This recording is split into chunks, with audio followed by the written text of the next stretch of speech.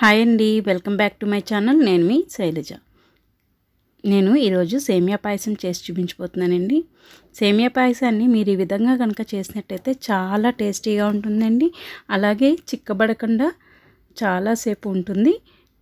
దీన్ని మరింత టేస్టీగా ఉండడం కోసం నేను ఏం వేస్తాననేది కూడా లాస్ట్లో చూపిస్తానండి. మీరు కూడా ట్రై చేసి చూడండి. హాయ్ అండి, welcome to my channel. It's my world Telugu. నేను మీ శైలజ. నేను సేమియా పాయసం చేయడం కోసమని ముందుగా డ్రై ఫ్రూట్స్ని అయితే తీసుకున్నానండి. ఇప్పుడు ఒక 2 స్పూన్ల సగ్గుబియ్యాన్ని అయితే నానబెడుతున్నాను. ఇది మనం ఒక పావు గంట ముందు నానబెట్టుకుంటే సగ్గుబియ్యం బాగుంటుందన్నమాట. అలాగే నేను ఒక స్టవ్ వెలిగించి మూకిడి పెట్టి ఒక 3 స్పూన్ల నెయ్యిని వేశాను. అందులో ఇప్పుడు నేను తీసుకున్న డ్రై ఫ్రూట్స్ని అయితే వేసి వేయించుకుంటున్నా. దూరగా వేయించుకోవాలి వీటిని. మీ దగ్గర ఇంకా వేరే డ్రై ఫ్రూట్స్ ఉంటే వేసుకోండి, లేకపోతే కూడా బాగానే ఉంటుంది. సేమియా పాయసం అయితే ఇలా సన్నగా కట్ చేసుకున్న బాదాంని, కిస్మిస్ని, జీడిపప్పుని అయితే నేను వేయించుకుంటున్నా. మీరు ఇవి వేసుకోకపోయినా కూడా ఈ సేమియా పాయసం అయితే చాలా టేస్టీగా ఉంటుందండి. తర్వాత అవి తీసి పక్కన పెట్టుకుని అందులోనే నేను ఒక 300 గ్రామ్స్ వరకు సేమియాలని తీసుకున్నాను.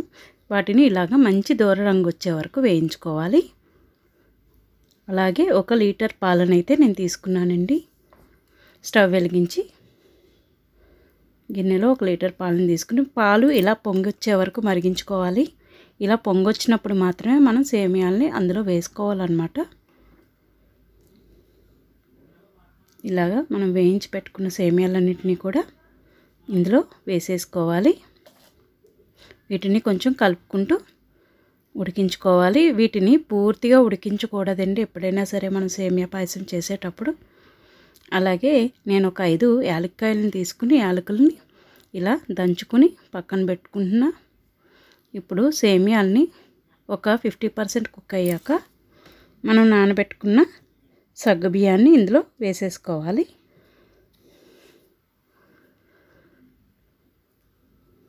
ఇవి కూడా తొందరగానే ఉడికిపోతాయండి. మనం ఆల్రెడీ నానబెట్టుకున్నాం కాబట్టి ఒక 70% to 80% వరకే సేమియాలను అయితే ఉడికించుకోవాలి. ఆ తర్వాత ఆ వేడికి ఆల్రెడీ అవే ఉడికిపోతాయి అన్నమాట. మిగతా 20% అన్నమాట. ఇలాగా సగ్గుబియ్యం ఉడికాక సేమియాని ఇదిగోండి ఇలా ఉడికితే సరిపోతుంది. మనం ఇప్పుడు ఇందులో పంచదారని వేసుకోవాలి.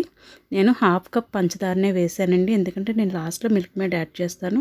మీరు మిల్క్ మేడ్ యాడ్ చేసుకునేటట్టయితే తక్కువ వేసుకోండి.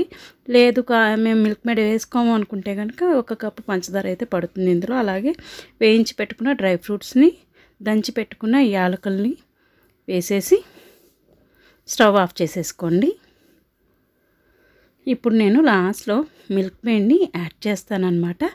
ఈ మిల్క్ మేడ్ని ఎందుకు యాడ్ చేయాలి అంటే ఈ మిల్క్ మేడ్ వల్ల మంచి టేస్ట్ వస్తుందండి. సేమియా పాయసం అనేది చాలా కమ్మగా ఉంటుంది.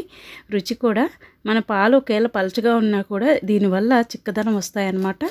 చాలా టేస్టీగా అయితే ఉంటుందండి. ఈ సేమియా మీకు ఎంత టైం అయినా సరే ఇలా చిక్కబడకుండా ఇలాగే ఉంటుందన్నమాట. ఒకసారి మీరు కూడా ట్రై చేయండి. ట్రై చేసి ఎలా వచ్చిందో నాకు కామెంట్ సెక్షన్లో అయితే తెలియజేయండి. టేస్టీ సేమియా పాయసం అయితే రెడీ అయిపోయింది. మీరు కూడా ఒకసారి అయితే ట్రై చేసి చూడండి. For more recipes please subscribe my channel. నా వీడియోస్ కనుక మీకు నచ్చినట్టయితే లైక్, షేర్ అండ్ కామెంట్. నేను మీ శైలజ. Thanks for watching.